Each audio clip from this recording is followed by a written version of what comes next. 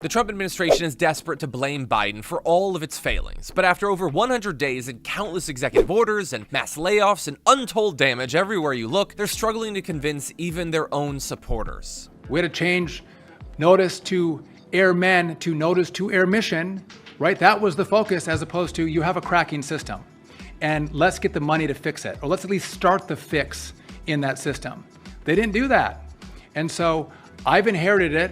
The Trump administration has inherited it. Donald Trump has said, we are going to fix it. We are not going to pass it off. So we are not going to do what they did. And so I fully embrace, as you can see, we've developed a plan, we've put out a plan, we've told the Congress this is what we have to do. We are not shying away from any problems, but I think it's important to recognize why we have the problems.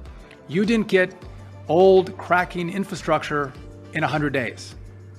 It came from the 4 years before where they chose to do nothing. So let's talk about what the Trump administration is doing moving forward to fix the problems that were left to us from the Buttigieg administration.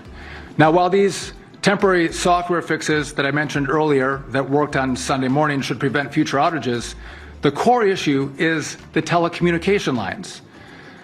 Here's what we're doing to fix the telecom.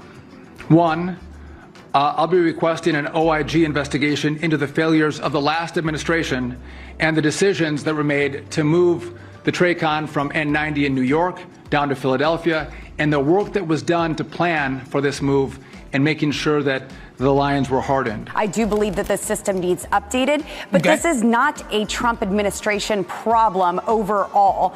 President Trump has been in office about 15 weeks. What we just went through for 4 years was really a lot of neglect. And Joe Biden was not as present as we see President Trump. President Trump has done more in 15 weeks than Joe Biden did in 4 years. And certainly the problems that we saw in air traffic control and beyond in the FAA industry is really a lot of those DEI hires that took maybe more qualified people off of that list. And right now they are understaffed. But how close were we for potential disaster there? No, listen, we have backups in place, but let's talk about what happened. So we have really old infrastructure in America. It hasn't been updated in the last 30, 40 years. This should have been dealt with in the last administration. They did nothing.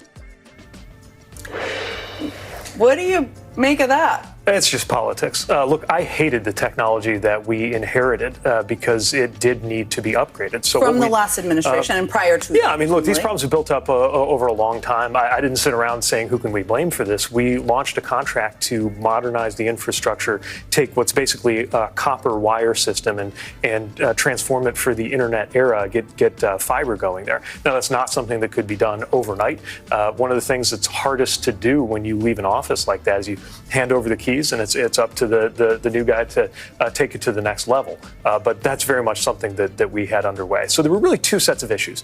There was the technology piece, and that's one of the things we did about that. And then there was the workforce piece. We all know that we haven't had enough air traffic controllers. And again, this built up over decades. There were literally decades when the number of air traffic controllers were going down. We finally got it to go up.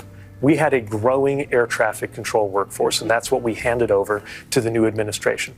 I don't know whether that number is going up or down now. I don't know whether they've kept it growing or whether it is falling back. But I do know what we did. It took years, but we took a declining air traffic control staffing number, and we finally got it growing. Less interested in blame and more interested in problem solving, which is what we did on my watch and what my successor needs to focus on too. And there's really three pieces to that.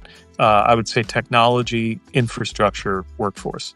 On workforce, air traffic control staffing has been declining for decades, or it had been declining for decades. We turned that around.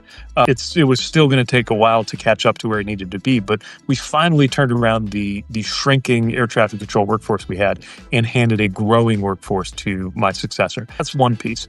Second piece is the infrastructure. So it's basic airport infrastructure that's part of our aviation system. Then you got the third piece, maybe the toughest one of all, which is the technology. Part of why it's the way it is, part of why the FAA has been conservative about changing it, is that that system, with all of its flaws, delivered unbelievable results in terms of aviation safety. We went 15 years with zero fatal commercial airliner crashes. Let me ask you this. How many air traffic controllers have left the system since January 20th of 2025?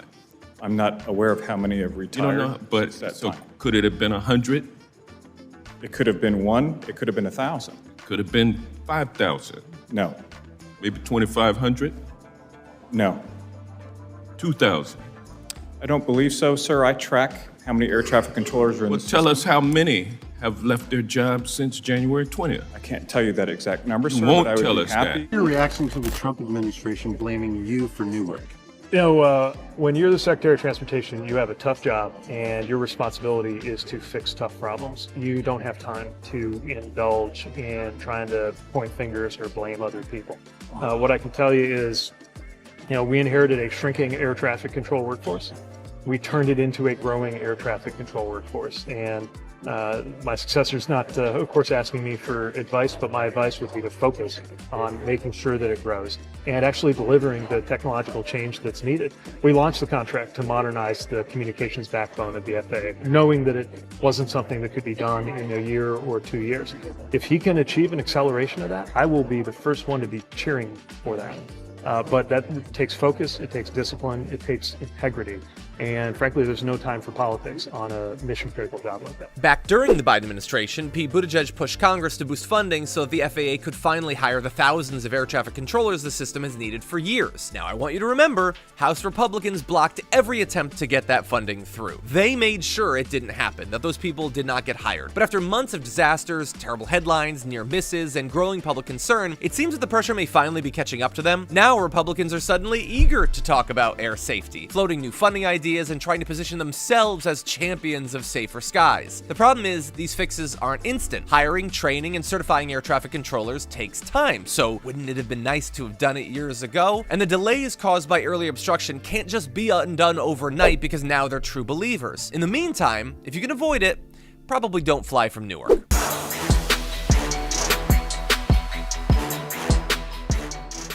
If you enjoyed that, make sure that you never miss another video by subscribing. And if you want a little more, consider hitting the join button and becoming an actual member.